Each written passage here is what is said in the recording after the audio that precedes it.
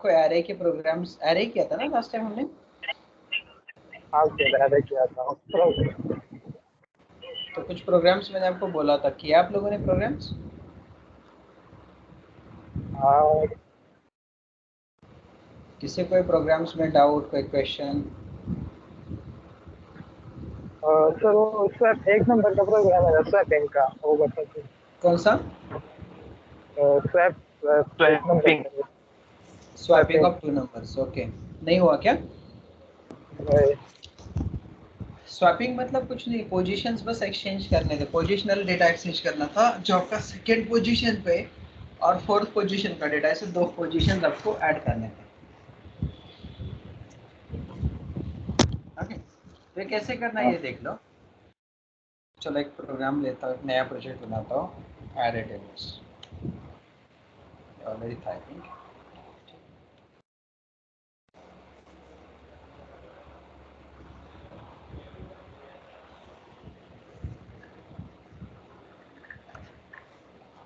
एक नया project create करता हूँ।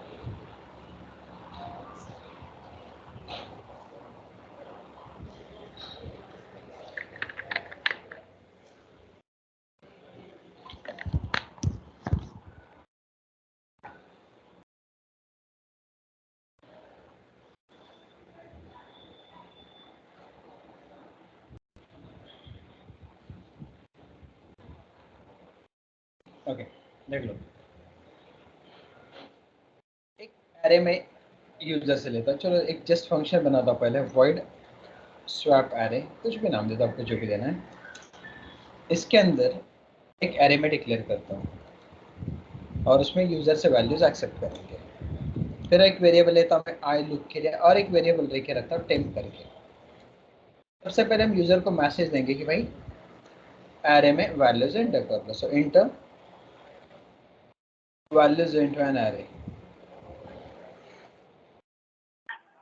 जब यूजर वैल्यूज एंटर करेगा तो हमें लूप यूज करना पड़ेगा, जो कि स्टार्ट होगा 0 से लेके 8 डॉट लेंथ पर। हम डायरेक्टली 5 लिखते थे, उससे जगह 8 डॉट लेंथ भी लिख सकते हैं, मतलब जितना लेंथ है -1 तक आएगा। और इसके बाद A of I equals to convert dot to int 32, और इसके अंदर क्या लिखेंगे, कंसोल डॉट रीड लाइन। तो इससे क्या होगा, हमारे 5 वैल्यूज एक्सेप्ट होंगे। जो भी 5 वैल्यू हमने एक्सेप्ट किया, उन्हीं 5 वैल्यूज को हम प्रिंट भी करेंगे। कंसोल डॉट राइट लाइन में लिखेंगे माई ओरिजिनल एरे इज, और फिर वापस सेम फॉर लूप यूज करो, I equals to 0, I less than A dot length and I plus plus, क्योंकि हम ओरिजिनल एरे को भी दिखा रहे हैं और स्वैपिंग होने के बाद जो भी एरे बनेगा उसको भी दिखाएंगे। तो ए ऑफ आई प्लस थोड़ा सा स्पेस दिया, लूप क्लोजिंग के बाद अब देख लो मुझे स्वैपिंग करना है। स्वैपिंग में फोर्थ पोजीशन देखो ठीक से, स्वैपिंग 2 तरीके से किया जाता है, ठीक से देख लो। अगर आपके पास एक नंबर है a इक्वल टू 10 और b इक्वल्स टू 20, स्वैपिंग में क्या आना चाहिए, a के अंदर आना चाहिए 20 वैल्यू और b के अंदर आना चाहिए 10 वैल्यू, मतलब दोनों का वैल्यू एक्सचेंज होना चाहिए। तो स्वैपिंग कैसे किया जाता है देख लो। आप तीसरे वेरिएबल का हेल्प ले सकते हो। मान लो तीसरा वेरिएबल आपका टेम्प, तो टेम्प इक्वल टू आप a बोलोगे, तो क्या हुआ, आपका a वेरिएबल का डेटा टेम्प के अंदर स्टोर हुआ। फिर a खाली हुआ तो a के अंदर आप b रखोगे, तो b का वैल्यू a में चला गया, फिर b एम्प्टी हुआ तो b इक्वल्स टू आप 10 बोलोगे। तो देख लो, पहले a कितना 10, तो टेम्प में 10 आ गया। फिर b कितना 20, तो b किस में चला गया, a में, तो a में कितना है 20। टेम्प में 10 था, वो b में चला गया, तो इसके बाद a और b कितना हुआ, a हो गया 10 20 और b हुआ 10। आप एक थर्ड वेरिएबल का यूज करके ऐसे स्वैपिंग कर सकते हैं। या फिर अगर आपको लग रहा है कि नहीं यार मुझे थर्ड वेरिएबल यूज ही नहीं करना है, 2 वेरिएबल के साथ ही स्वैपिंग करना है, तो आप कुछ ऐसा लॉजिक लिख सकते हैं, b equals to a plus b, a equals to b minus a and b equals to b a minus b minus a। देख लो कैसे, a कितना आपका 10 प्लस तो कितना हुआ 30, अभी b कितना मिला 30, उसमें से a माइनस y कितना है 10, तो अभी ऑब्वियसली a कितना है 20। देख लो यहाँ पे b कितना है 30, a कितना मिला 20, तो अभी a कितना है 10। तो एट द डे कितना है 20, बी कितना है 10। तो हम दोनों तरीके से स्वैपिंग कर सकते हैं, एक तीसरा वेरिएबल का यूज करके या इससे। तो देख लो यहाँ पे ए की जगह हमारा ए ऑफ 2 है और बी की जगह ए ऑफ 4 है। तो मैं स्वैपिंग कैसे करूँगा? By using third variable. तो हम लिखेंगे temp equals to A of 2, फिर ए ऑफ 2 इक्वल्स टू हम लिखेंगे ए ऑफ 4 एंड फिर ए ऑफ 4 में हम रखेंगे टेम्प का वैल्यू। हो गया। अब इसके बाद मैं यही लूप रिपीट करूंगा। स्वैपिंग के बाद क्या होगा? तो मैं लिखूंगा after swapping,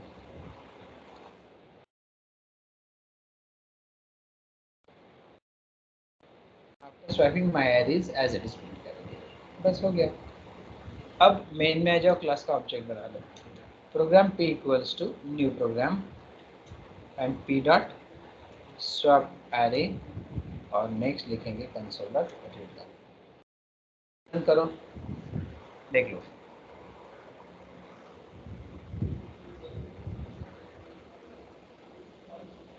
enter values into an array 10, 20, 30, 40, 50। देखो अभी ओरिजिनल एरे कितना था? 10, 20, 30, 40, 50। स्वैपिंग के बाद क्या है देख लो, 10, 20, 50, 40, 30। तो 30 की जगह 50 एंड 50 की जगह 30 आ गया। ऐसे दूसरे के आगे आ गए ना, इसलिए इसको स्लैश एन भी कर सकते हो। तो देख लो 1, 2, 3, 4, 5 ऐसे। ये हो गया बाय यूजिंग थर्ड वेरिएबल। अगर आपको लग रहा है कि विदाउट थर्ड वेरिएबल करना है तो कैसे होगा देख लो। इसकी जगह A of 4 equal to A of 2 plus A of 4, फिर A of 2 equals to A of 4 minus A of 2, और फिर इसके बाद A of 4 equals to again A of 4 minus A of 2। वही सेम रिपीट करेंगे। जहाँ पे हमने ए लिखा था तो ए मतलब ए ऑफ 2 हो गया और बी मतलब ए ऑफ 4 हो गया। तो बस उन्हीं का एडिशन किया है, सब्सट्रैक्शन किया है। तो देख लो आउटपुट वही मिलने वाला है 10, 20, सॉरी पहला 0 हो गया था बाय मिस्टेक, 30, 40, 50। कोई प्रॉब्लम नहीं, देख लो आउटपुट वही आएगा। क्या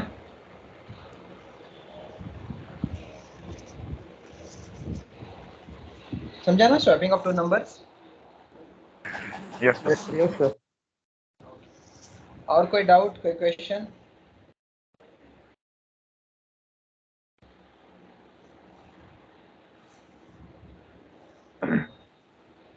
सर वो प्राइम नंबर वाला भी बताएं।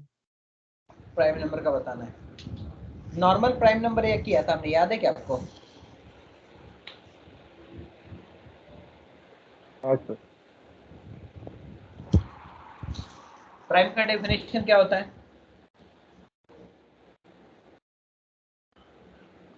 प्राइम का डेफिनेशन क्या होता है? Number which is divisible by 1 and itself, है ना?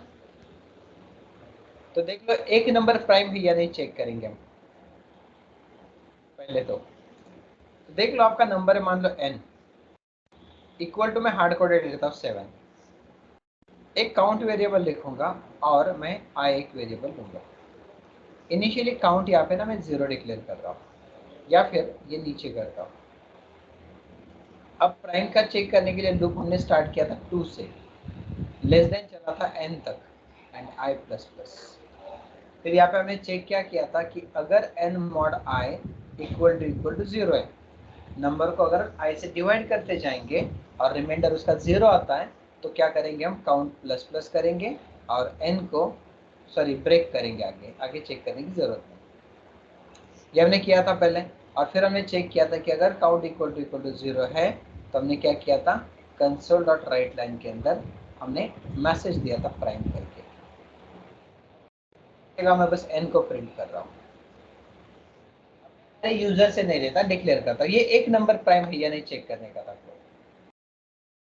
याद है प्रोग्राम जो हमने किया था?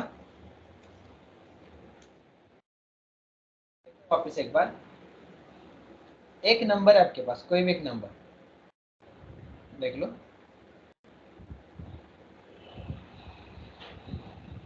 देखो एक नंबर है n इक्वल्स टू 7। हमें क्या करना है, हमें ये पता है कि नंबर, कोई भी नंबर एक से और खुद से डिवाइड होता ही है।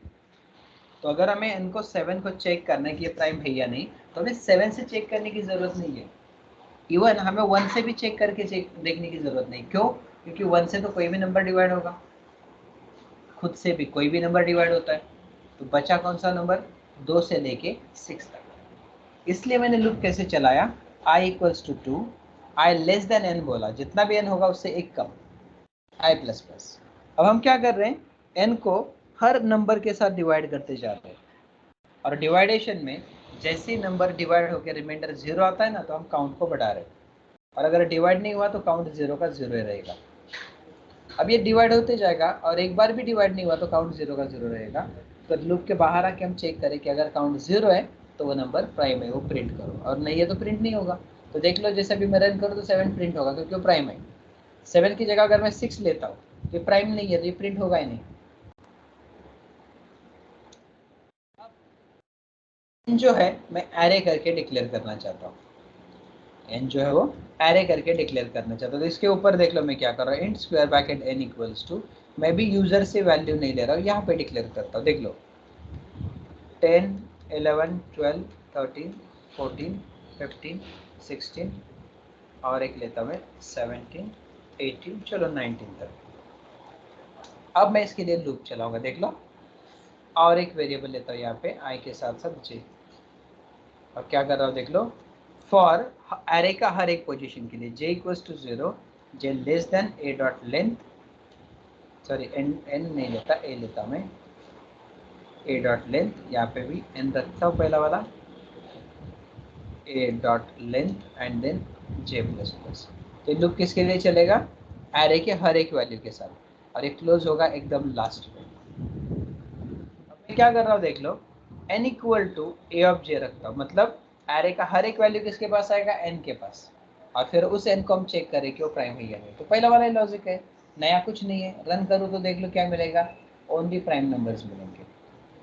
पहले एक नंबर हमने चेक किया प्राइम है क्या नहीं, अब मैंने क्या किया, पूरा वो चेकिंग वाला लूप ही रखा किसमें, एरे वाले लूप के अंदर, और जो n था वो पहले हमने 7 लिया था, अब वो n क्या रहेगा, a ऑफ j, मतलब एरे का हर एक वैल्यू। तो यहाँ पे एरे का हर एक value we are checking it is prime, और अगर प्राइम है तो ही प्रिंट होगा। समझा? समझा ना? Yes sir. ओके।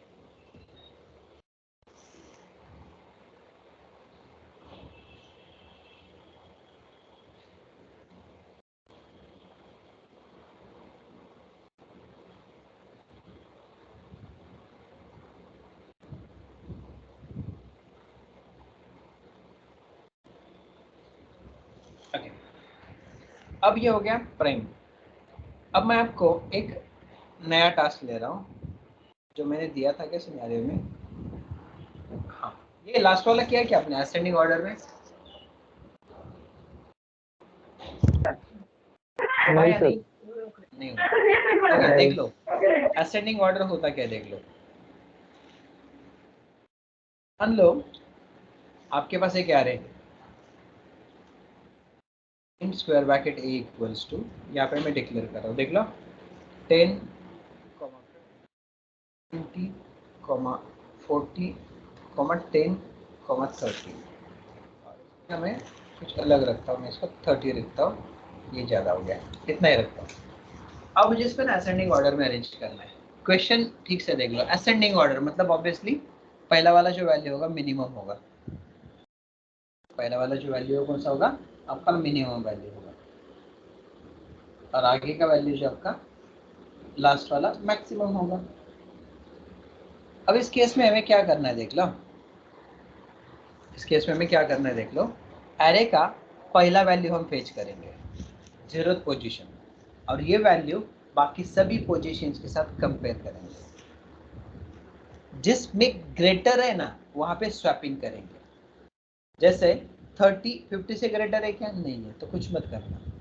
30 20 से ग्रेटर है क्या, हाँ है, तो क्या करो, स्वैपिंग करो। तो स्वैपिंग में क्या आएगा, next positional value 0th position पे 20 आएगा, और 2 पोजीशन पे 30 चला जाएगा आपका। फिर उसके बाद हम क्या करेंगे, वापस 0th पोजीशन पे क्या है 20 को वापस नेक्स्ट पोजीशन के साथ चेक करेंगे। 40 से ग्रेटर है क्या, नहीं है। 20 10 से ग्रेटर है क्या, हाँ है। तो फिर क्या करो, इसको भी स्वैपिंग करो। तो स्वैपिंग में क्या आएगा, 20 यहाँ पे चला जाएगा और 10 यहाँ पे आएगा। ये वाला पैटर्न बन गया।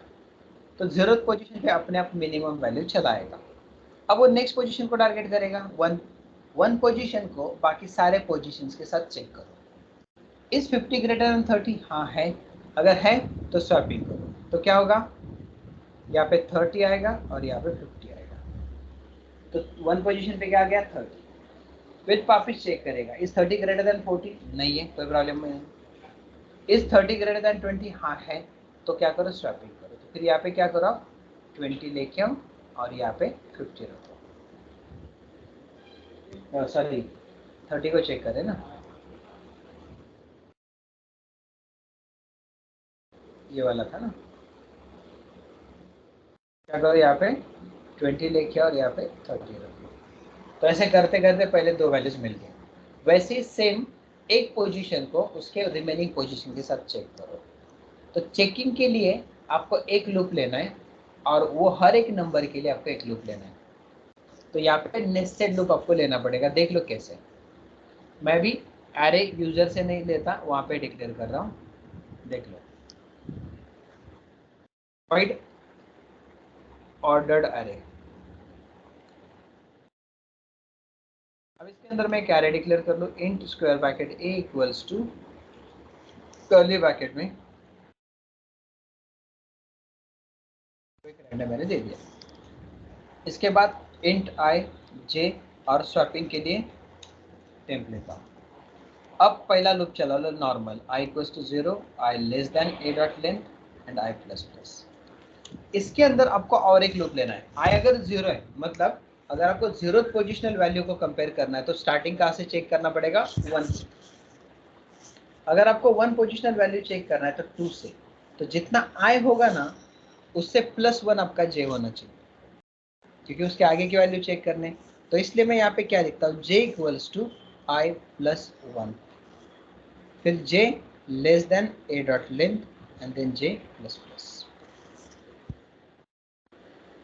i जितना है उससे एक +1 होना चाहिए। अब देख लो, कंपेयर करो कि if a of i is greater than a of j, अगर a ऑफ i की वैल्यू a ऑफ j से ग्रेटर है, बड़ी है, तो आप क्या करो, स्वैपिंग करो। तो स्वैपिंग मैंने बोला ही था आपको, तीसरा वेरिएबल लेके कैसे करना है। So temp equals to a of i equals to a of j और a of j equals to 10। फिर वो वाला बताया था मैंने दूसरा, कौन सा, without using third variable.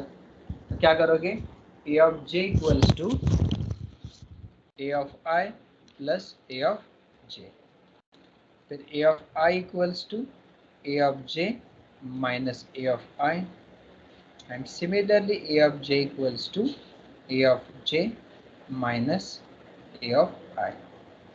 Same वही, 2 ऑप्शन है, बस इतना ही करना है। तो स्वैपिंग करने के बाद दोनों भी लूप क्लोज हो जाएंगे। लूप क्लोजिंग के बाद लिख लो कंसोल डॉट राइट लाइन में माई ऑर्डर्ड एरे,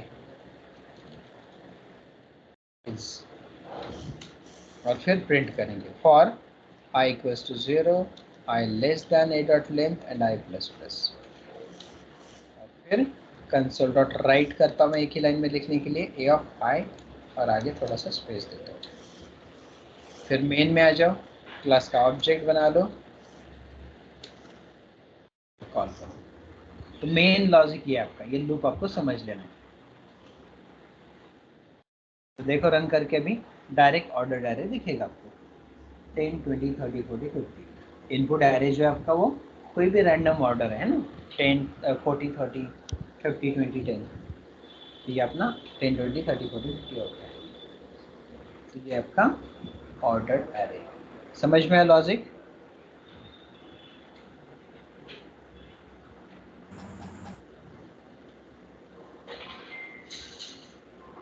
समझा ना?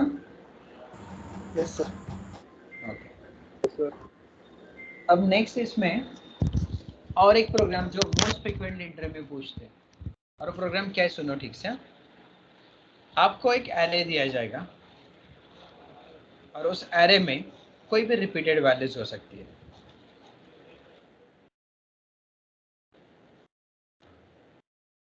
कुछ ऐसे वैल्यूज हो सकते हैं रिपीटेड वैल्यूज।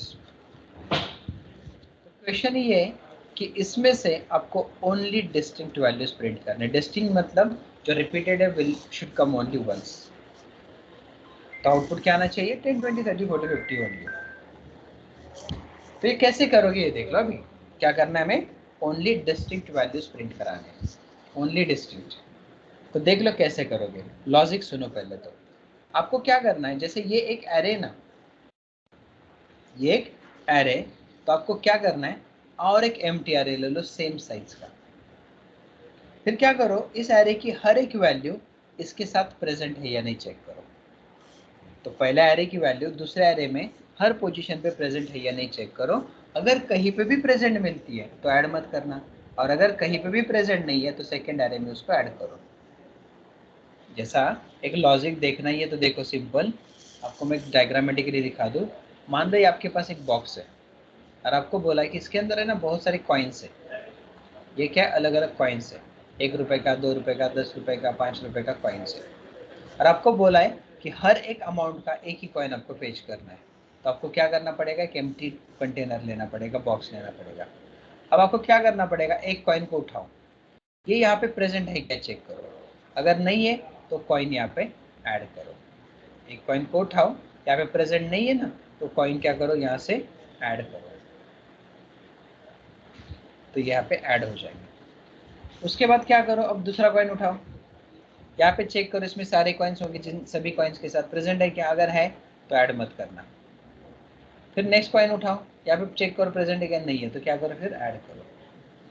तो क्या करना पड़ेगा, वो कॉइन यहाँ पे ऐड करो।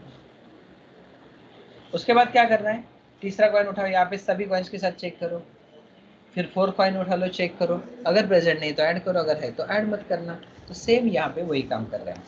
तो इसलिए क्या किया, जैसा पहले एक एम्प्टी एरे था, एक एरे था विद सम वैल्यूज, तो और एक एरे लिया हमने विद ब्लैंक। तो देख लो कैसे करेंगे। तो देख लो यूनिक एरे बोलूंगा मैं।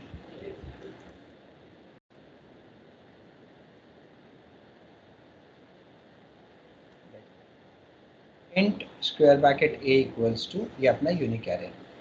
तो मैं क्या कर रहा हूँ, दूसरा भी एरे इसी सेम साइज का डिक्लेयर करता हूँ, बट इनिशियली उसमें पूरा ब्लैंक रखेंगे, कोई वैल्यू नहीं रहेगा।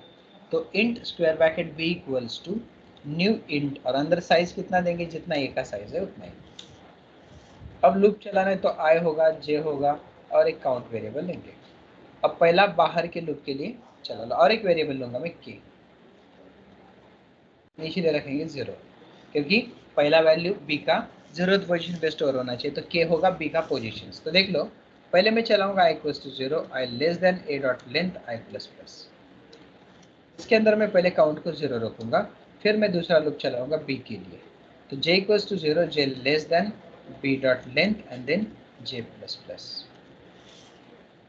अब मैं यहाँ पे क्या करूंगा, पहला पोजिशनल वैल्यू जो है पहला, वो है a ऑफ i, उसको चेक करूंगा b के सारे पोजीशन के साथ, तो equal to b of j। तो इस एरे का एक ही वैल्यू लेंगे a ऑफ i का, b के दूसरे एरे के सारे वैल्यूज के साथ कंपेयर हो रहा है। कंपैरिजन में कहीं भी इक्वल मिला तो क्या करो, आप उसको काउंट को बढ़ा दो और ब्रेक करो, आगे चेक करने की जरूरत नहीं है। लूप कंप्लीशन के बाद, इनर लूप कंप्लीशन के बाद आप चेक करो कि काउंट 0 है क्या। काउंट 0 है इसका मतलब वो एक बार भी प्रेजेंट नहीं है, और अगर वो एक बार भी प्रेजेंट नहीं है तो उसको b ऑफ k में ऐड करेंगे। किसको, a ऑफ i को। अगर वो एक बार भी प्रेजेंट नहीं है तो a ऑफ i की जो वैल्यू है b ऑफ k में रखेंगे, और फिर उसके बाद k की पोजीशन को बढ़ाएंगे। तो ऐसे ही कंटिन्यू चलता जाएगा, अगर प्रेजेंट नहीं तो ऐड करो, ऐड करने के बाद पोजीशन बढ़ा लो। तो लूप क्लोजिंग के बाद मैं लिखूंगा console dot write line my unique array is, फिर लूप चला लो, i equals to 0, i less than k करेंगे, क्योंकि k is what, last position. जो भी -1 जितना भी पोजीशन, अगर 5 वैल्यू है तो k उस टाइम पे भी 5 है, तो हमें 0 से 4 ही चलाना है, तो लेस देन k कर दिया, और कंसोल डॉट राइट पे मैंने b ऑफ k को प्रिंट कर दिया, b ऑफ i को, सॉरी। यहाँ पे आ जाओ, p डॉट यूनिक एरे बोल दो। ये बहुत बार क्वेश्चन पूछते हैं इंटरव्यू में यूनिक एरे का, को रन करता हूँ, देख लो। सी, एक भी रिपीटेड वैल्यू नहीं आएगा, only distinct values will come.